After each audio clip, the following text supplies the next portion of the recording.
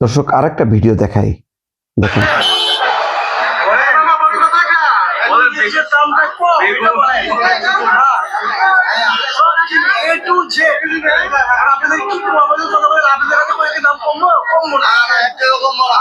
জিনিসের দাম যা ছিল ডাবল তিন ডাবল হয়ে গেছে।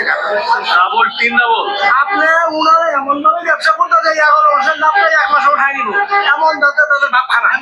কি বলেন? আমি কাঁচা বাজারে দেখলাম বেগুনের দাম এবং পেঁয়াজের দাম, আলুর দাম। বেগুনের দিকে যাবেন কেন? আপনি শশার দিকে যান না, আপনি লেবুর দিকে যান না, আপনি আপেলের দিকে যান না, আপনি মালটার দিকে যান, আপনি মধু মধু পাই কি করে তরমুজ দিকে যান না। তাহলে কি পরিমাণ আগুন লাগছে। সবচেয়ে বড় কথা খেজুরটা আপনি আমরা আপনি যখন জিজ্ঞেস করছেন আমি বলতে বাধ্য হইতাছি। আমরা রোজা খুইলা সর্বপ্রথম কোন ফলটা মুখে দেই? এই খেজুরটার প্রতি আগুন লেগে গেছে।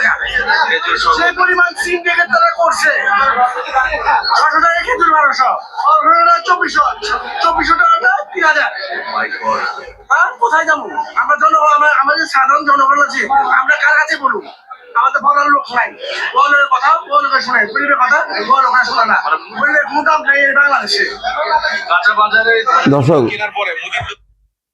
দেখতে পারলেন, আসলে আমি বলবো বিএনপির জন্য দুর্ভাগ্য, নাকি বিএনপি এসেই একটা কড়াকড়ি অবস্থান নেবে সেটা টের পেয়ে একেবারে রমজানের ঠিক আগেই, মানে সরকারও ক্ষমতা নিল রমজান মাসের শুরুর একদিন আগের দিন, ঠিক তার আগে ডাবল এবং ট্রিপল অর্থাৎ দ্বিগুণ তিনগুণ দাম বাড়ানো হলো। এখন সরকার যে পণ্য মূল্যর স্থিতিশীল রাখবে নিত্য পণ্যের, কোনটা মানে এখন যে বাড়ানোর পরে যেটা সেইটা নাকি তার আগের? এটা কিন্তু সরকার একদম শুরুতে একটা কঠিন পরীক্ষার মধ্যে পড়ে গেল।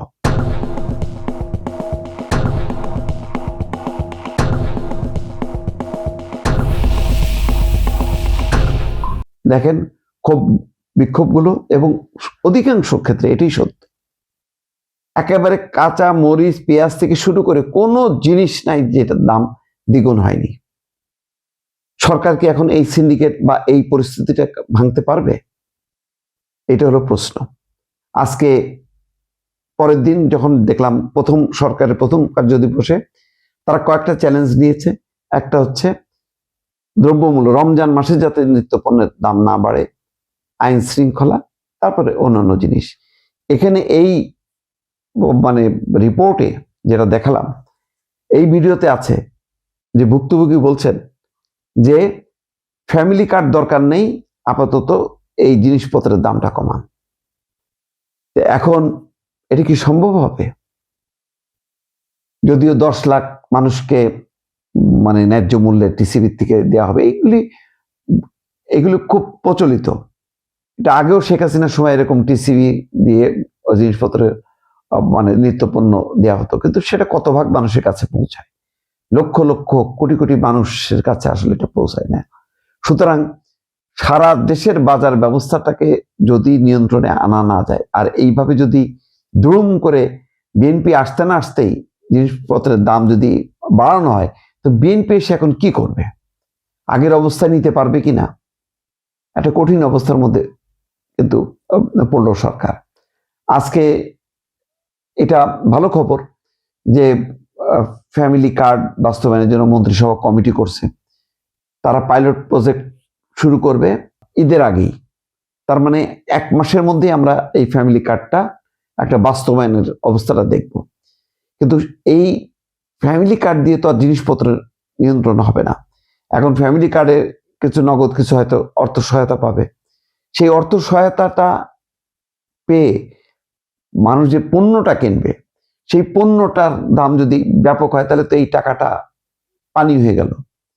সুতরাং কেন দ্বিগুণ তিনগুণ দামটা বাড়লো, এইটা তদন্ত করে ওই আগের দামে আনা যায় কিনা, এইটা হচ্ছে তারেক রহমানের সরকারের জন্য একটা বড় চ্যালেঞ্জ। এর আগের রমজানের সময় কিন্তু তত্ত্বাবধায়ক সরকার যত ব্যর্থতায় থাকুক না কেন, নিত্য পণ্যের দাম কিন্তু বাড়তে দেয়নি। কিভাবে যেন তারা মানে এটাকে ম্যানেজ করছে। এইবার কেন ম্যানেজ হলো না?